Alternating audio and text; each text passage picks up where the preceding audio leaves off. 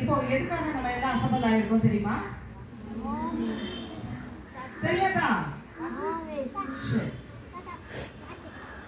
நம்ம சிபிஎஸ் பெரிய தேக்காடு பள்ளியில வந்து குழந்தைங்க இருக்கிறீங்க இல்லையா, உங்களுக்கு போக்சோ அப்படின்ற ஒரு சட்டம் இருக்கு.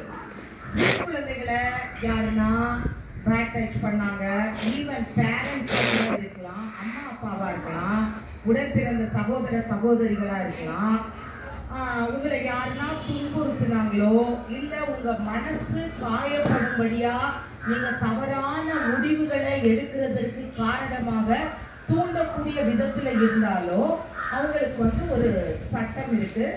அதை நம்ம பள்ளி கல்வித்துறையில குழந்தைகளுக்கு அதை விழிப்புணர்வு கொடுக்கணும், அதுல அவேர்னஸ் கொடுக்கணும் அப்படின்னு சொல்லி ஆர்கனைஸ் பண்ணி இன்னைக்கு அதை நீங்க செயல்படுத்தி நடைமுறைப்படுத்தணும்னு சொல்லியிருக்காங்க. அதற்காக நம்முடைய பள்ளியின் சார்பாக தலைமை ஆசிரியை மற்றும் உதவி ஆசிரியை எஸ்எம்சில இருந்து வந்திருக்காங்க. சிறப்பு விருந்தினராக நம்ம யாரை கூப்பிட்டுருக்கோம் அப்படின்னா பாதுகாப்பு பிரதிநிதியாக நம்ம M2 காவல் நிலையத்திலிருந்து ஆய்வாளர், சரி ஓகே, ஐயா அவர்கள் வந்திருக்கிறாங்க. ஸோ நமக்கு ஒரு சில வார்த்தைகளை கூறும்படியாக உங்களுக்கு என்ன ஷேர் பண்ணுவாங்க.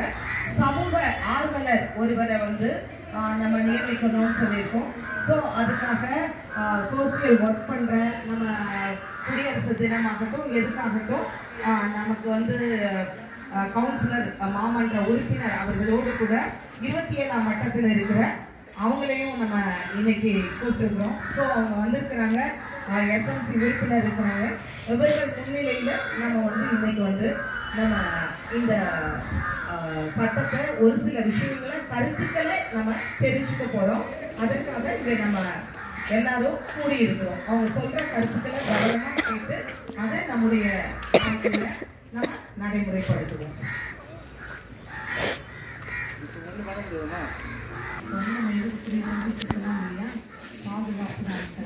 பாதுகாப்பு மையம் ஒவ்வொரு ஸ்கூல்லையும் இருக்க சொல்லி கவர்மெண்ட்ல சொல்லியிருக்காங்க.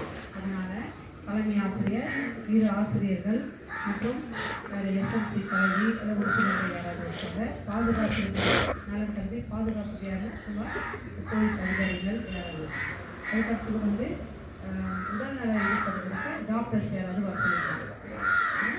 இவங்கெல்லாம் சேர்ந்து ஒரு பாதுகாப்பு மையத்தை நம்ம ஸ்கூலில் வச்சு நம்ம வந்து ஏதாவது ஒரு பிரச்சனைனா அது வந்து ஆசிரியர்களிடம் வந்து சொல்லணும்.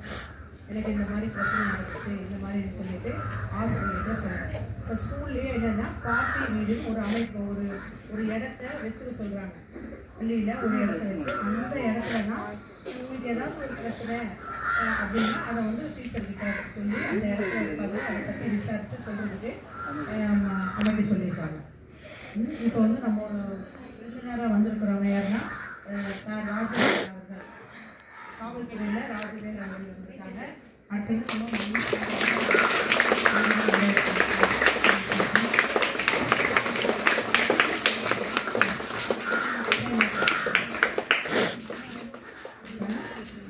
காலையில் டெய்லி என்ன ப்ரேயரில் சொல்லுவோம், உடல் நல்லதாக பார்த்துக்கணும், நல்லதாக சாப்பிடணும்னு சொல்லுவோம் இல்லையா.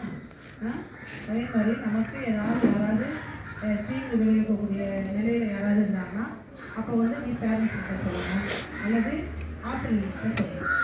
புரியுதா? அதுதான் நமக்கு வந்து அது நல்ல முறையில் உங்களை கொண்டு செல்வதற்கான பாதுகாப்பான வழிகாட்டுதல்.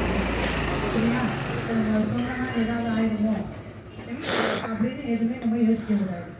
எந்த உனக்கு ஒரு பிரச்சனை வந்தாலும் உங்களுடைய பாதுகாப்புக்கு எந்த ஒரு பிரச்சனை வந்தாலும் யார்கிட்ட சொல்லணும்?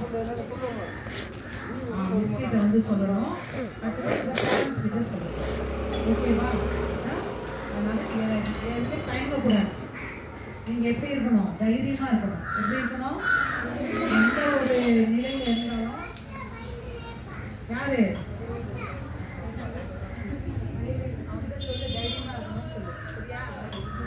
தைரியமாக இருக்கணும். அதுக்காக தான் எனது குழந்தைகள் பாதுகாப்பு மையம்னு சொல்லிட்டு ஸ்கூலில் அமைப்பை ஏற்படுத்த சொல்லியிருக்காங்க. சரியா? இப்போ வந்து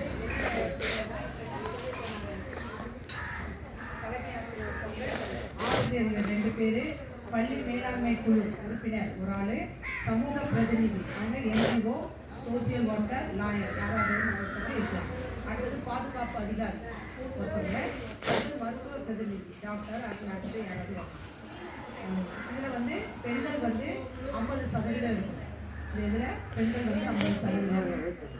வந்து எதுக்கு ஏற்பட்டிருக்காங்கன்னு தெரியல. அவங்களுக்கு ஏதாவது தீங்கு விளைவிச்சா, யாராவது உங்களை வந்து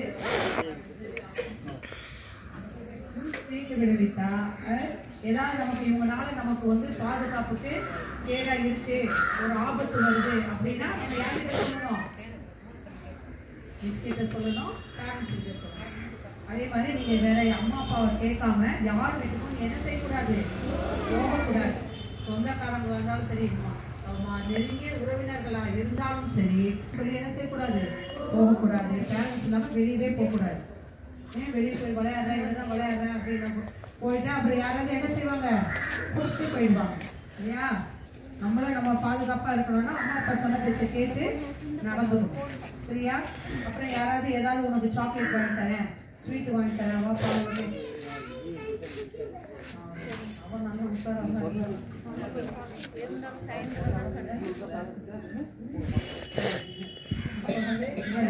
அந்த மாதிரி ஏதாவது உங்களுக்கு வாங்கி தர, உங்களுக்கு பிடிச்சதை வாங்கி தரேன்னு சொல்லுவாங்க, கூப்பிடுவாங்க. அப்ப என்ன செய்யக்கூடாது? இதுக்குதான் இந்த அமைப்பை ஏற்படுத்திருக்காங்க. புரியுதா? உனக்கு 6th 7th 8th போனோம்னா இதெல்லாம் விவரிவா சொல்லுவாங்க. இப்போதைக்கு நீ என்ன செய்யணும்? யார் கூப்பிட்டாலும் போகக்கூடாது, எது கூப்பிட்டாலும் வாங்கக்கூடாது. டச் பண்ணாம நீ பண்ண, யாரும் அனாவசியமா டச் பண்ணக்கூடாது. சரியா? அதுதான், அதுக்காக தான் இந்த விழிப்புணர்வு ஏற்படுத்துறதுக்காக தான் பள்ளியில அமைப்பு ஏற்படுத்தணும்னு சொல்லி நம்ம அதிகாரிகள் எல்லாம் கூப்பிட்டுருக்காங்க. ஓகேவா? தேங்க்யூ.